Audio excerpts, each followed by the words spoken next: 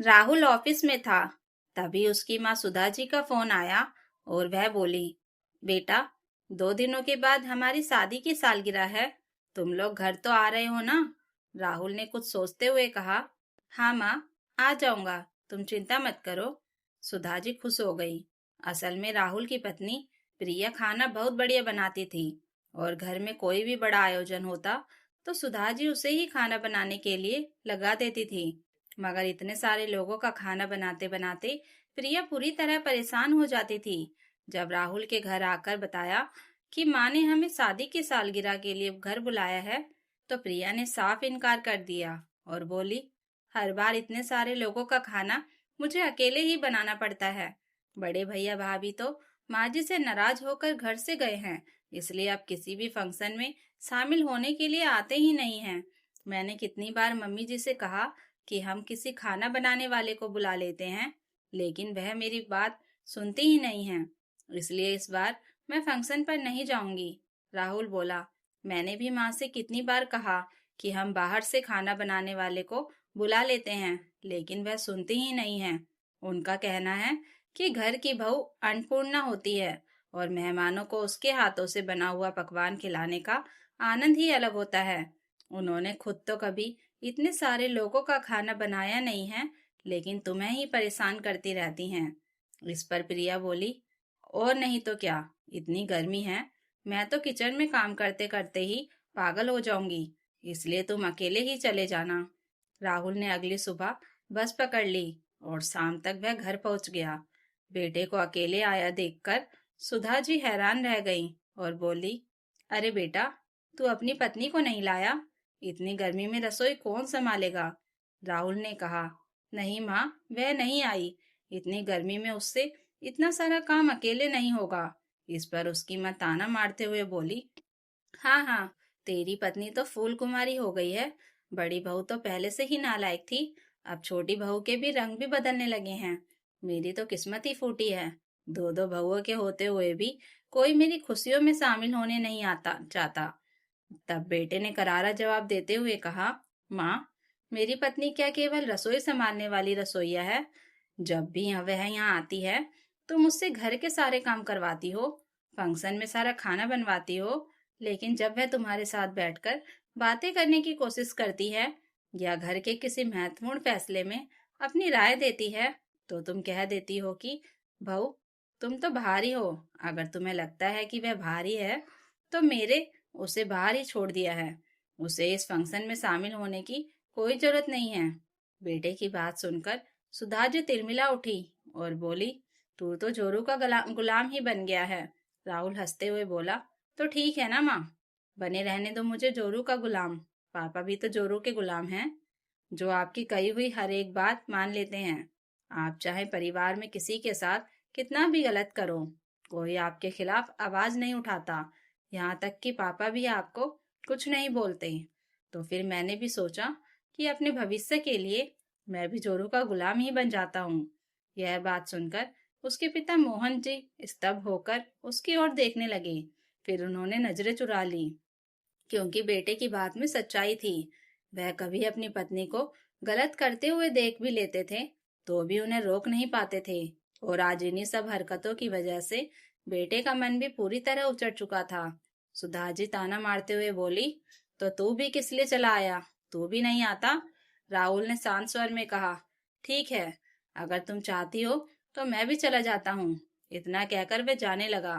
तब उसके पिता मोहन जी को लगा कि कहीं छोटा बेटा भी हमेशा के लिए नाराज ना हो जाए, इसलिए उन्होंने आगे बढ़कर बेटे का हाथ पकड़ लिया और बोले, बेटा, तुम कहीं नहीं जाओगे। बहू नहीं आई तो कोई बात नहीं, हम लोगों से ही कोई भूल हुई होगी, तभी बहू हमारे फंक्शन में आना पसंद नहीं कर रही है। लेकिन मैं तुमसे वादा करता हूँ कि हम घर की परिस्थितियां बदलेंगे और ऐसा माहौल बनाएंगे कि बहू अगली बार खुद खुशी खुशी यहाँ आए। फिलहाल तुम आ गए हो तो प्लीज फंक्शन छोड़कर मत जाओ। यह सुनते ही सुधा जी गुस्से में बोल पड़ी, जाने दीजिए ना, इसे क्यों रोक रहे हैं आप? तब मोहन जी आज पहली बार कड़क आवाज में बोले, तुम्हारी वजह से घर परिवार बिखर रहा है, फिर भी मैं तुम्हारी ही सुनता रहूं? अभी तुम्हारे सामने ही तुम्हारे बेटे ने मुझे जोरू का गुलाम कहा। वह तुम्हें अच्छा लग रहा है? अगर तुम्हारा बेटा अपनी पत्नी की बात सुनता है तो तुम्हें बुरा लगता है, तो फिर तुम मुझसे यह उम्मीद क्यों करती हो कि मैं तुम्हारी हर बात सुनूं? तुम्हारे हिसाब से चलकर देख लिया मैंने। बड़े बेटे बहू पहले ही घर छोड़कर चले गए हैं। वे लोग अब यहाँ आना भी पसंद नहीं करते।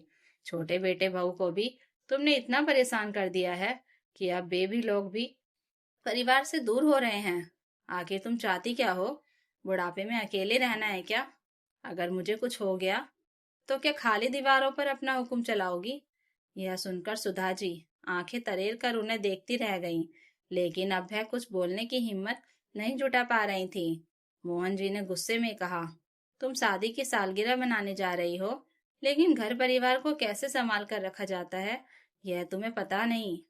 दुनिया भर के मेहमान तुम्हारी पार्टी में आएंगे, लेकिन अगर अपने ही बेटे बहू नहीं रहेंगे तो लोग क्या सोचेंगे, यह कभी सोचा है तुमने? सुधा जी अब पूरी तरह खामोश हो गई थीं। तब मोहन जी ने साफ शब्दों में कहा, अब तुम किसी को कुछ बोलोगी? इतना कहकर उन्होंने तुरंत फोन उठाया और छोटी बहू प्रिया को कॉल किया। भावुक स्वर में बोले, बहू, इस घर में तुम्हारे साथ जो भी गलत हुआ है उसके लिए मैं तुमसे माफी मांगता हूँ। जब तक मैं जिंदा हूँ तब तक अब तुम्हारे साथ कुछ भी गलत नहीं होगा। तुम कल के फंक्शन में आ जाओ ना। अपने ही बच्चे फंक्शन में नहीं रहेंगे तो मैं शादी की सालगिरह ही नहीं मनाऊंगा। तुम्हें सबका खाना नहीं बनाना पड़ेगा, मैं कुक बुला लूंगा। बोलते बोलते उनकी आवाज भर आई। उधर प्रिया का मन भी पसीज गया और वह धीरे से बोली, ठीक है पापा जी, मैं आ जाऊंगी, आप परेशान मत होइए। बहू की बात सुनकर मोहन जी का मन खिल उठा। इसके बाद उन्होंने बड़े बेटे बहू को भी फोन लगाया और पत्नी के व्यवहार के लिए उनसे माफी मांगते हुए कहा, मैं हमेशा के लिए तुम्हें घर आने के लिए नहीं कह रहा हूँ, बस हमारी शादी की सालगिरह वाले फंक्शन में शामिल हो जाओ।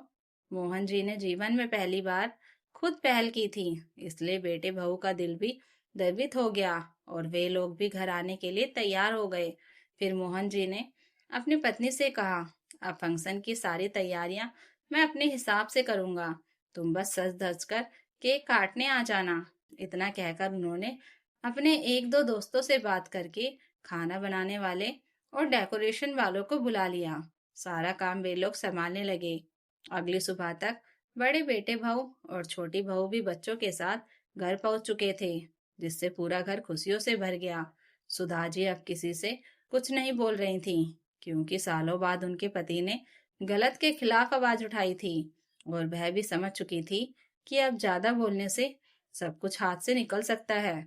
शाम को सभी बेटे बहू और पोते पोतियों की मौजूदगी में केक काटा गया।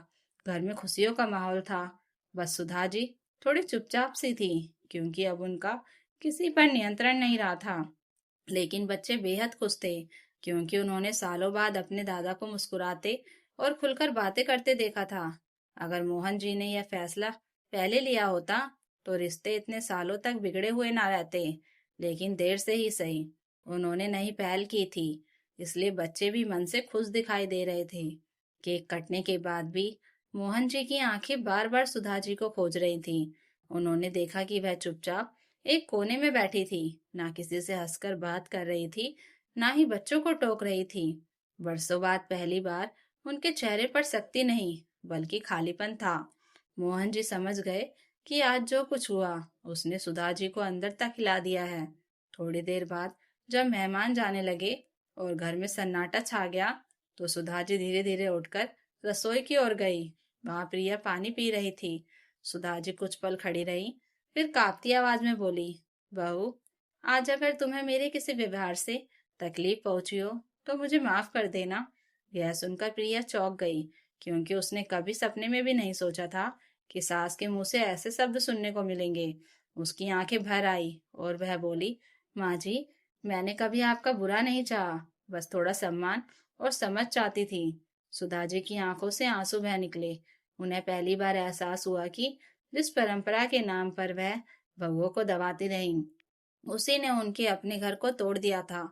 उसी रात मोहन जी ने राहुल के कंधे पर हाथ रखते हुए कहा, बेटा, आज तूने जो किया उसने मुझे भी मेरी जिम्मेदारियां याद दिला दी।